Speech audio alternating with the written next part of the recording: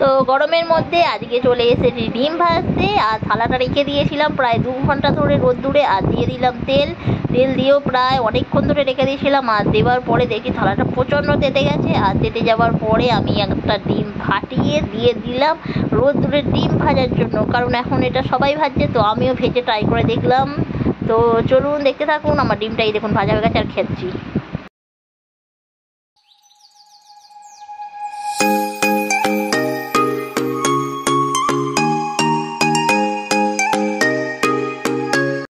Hello guys, good morning. তো প্রচণ্ড গরম পড়েছে, আর এই দেখতেই পাচ্ছেন আমাদের উঠোনে এত রোদ।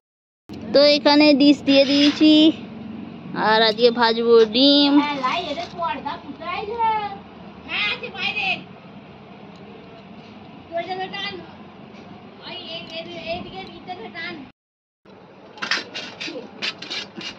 তো থালাটা আমার পুরো গরম হয়ে গেছে, বাপরে।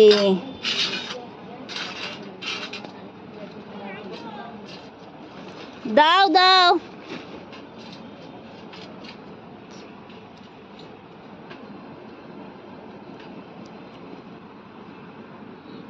দেখুন গরমে প্রচণ্ড গরম পড়েছে, আর এত রোদ্দুর, পুরো রোদ্দুরে পুরো খাখা করছে চারিদিকে, আর একদম উঠোনে তো নামাই যায় না। আর আমি উঠোনের মধ্যে দিয়ে দিয়েছি, ওই যে দূরে দেখতে পাচ্ছেন একটা ডিশে তেল দিয়ে দিয়েছি।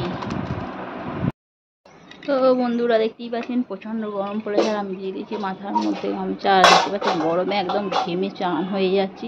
তো আজকে আমি ট্রাই করব ডিম ভাজা। আর এই দেখতে পাচ্ছেন ডিম বাটির মধ্যে নিয়ে নিয়েছি, আর ওখানে তেলের মধ্যে দিয়ে দিয়েছি। আর আজকে আমি ভাজবো এই গরমের রোদ্দুরের মধ্যে ডিম ভাজা। তো দেখবো যে ডিমটা হয় কি ভাজা, কারণ সবাই তো করে দেখি ডিম ভাজা, আদৌ হয় কি না হয় তো জানে না। তো আমিও দেখি যে হচ্ছে কি ডিম ভাজা, সত্যি কি মিথ্যে। তো চলুন দেখতে থাকুন।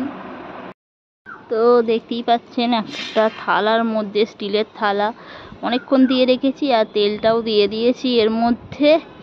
আর এখানে রয়েছে এই দেখুন ডিম। তো ডিমটা আমি ফাটাবো। তো এই দেখুন আমি ডিমটা ফাটাচ্ছি।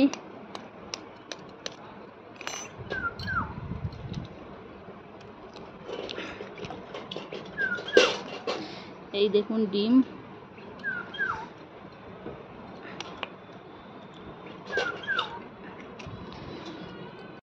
তো অলরেডি ডিমটা ফাটিয়ে ফেলেছি, এবার ডিমটা গুলে নেব। ডিমটা গুলে নিয়েছি, গুলে নিয়ে এবার এর মধ্যে ঢেলে দেবো।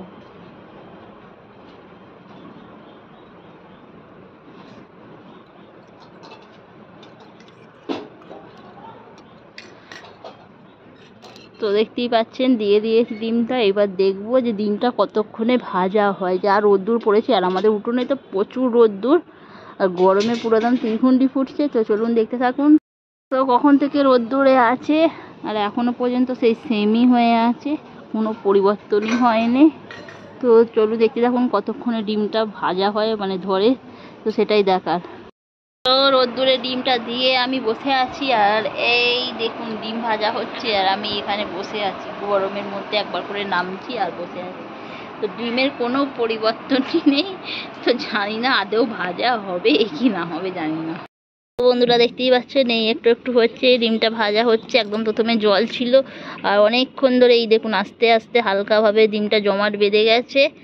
আর এই দেখুন পুরো রোদ্দুরে, পুরো অর্গানিক, মানে কোনো রকম জাল ডুপ্লিকেট নয়। তো অনেকক্ষণ বসিয়ে দেওয়ার পর ডিমের অবস্থাটা ঠিক এইভাবে হয়ে দাঁড়িয়েছে। এই দেখুন এটা সব জলটা টেনে নিয়েছে, কিছুটা জল শুকোতে বাকি আছে। তো এটা এখন কিছুক্ষণ রেখে দেবো ঠিক এইভাবেই। গরমের মধ্যে বসে আছি, তো ডিম ভাজা খেয়ে চেক করে দেখি।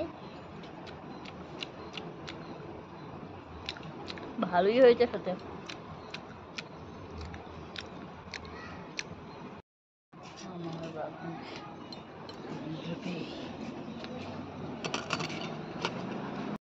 তো এই দেখতেই পাচ্ছেন ডিম ভাজাটা হয়ে গেছে, আর অনেকক্ষণ প্রায় 4-5 ঘন্টা পরে এই রকম আকার দাঁড়িয়ে গেছে।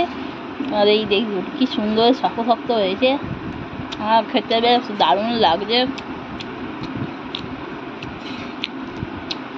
এবার যেহেতু রোদ্দুর কম ছিল দেখেছি পাতলা করে দিয়েছিলাম, আমার পাতলাগুলো সব পড়েছে। পুরো তেল মাখিয়ে পুরো 2 ঘন্টা রেখে দিয়েছি, আর তারপরে ডিমটা ছেড়ে 3 ঘন্টা। সকাল থেকে উঠে পুরো ডিমটা দিয়ে দিয়েছি, আর খেতে বেশ ভালোই হয়েছে।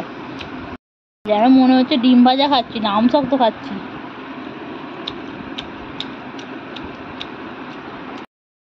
তেল ঘাম ছুটে গরমেতে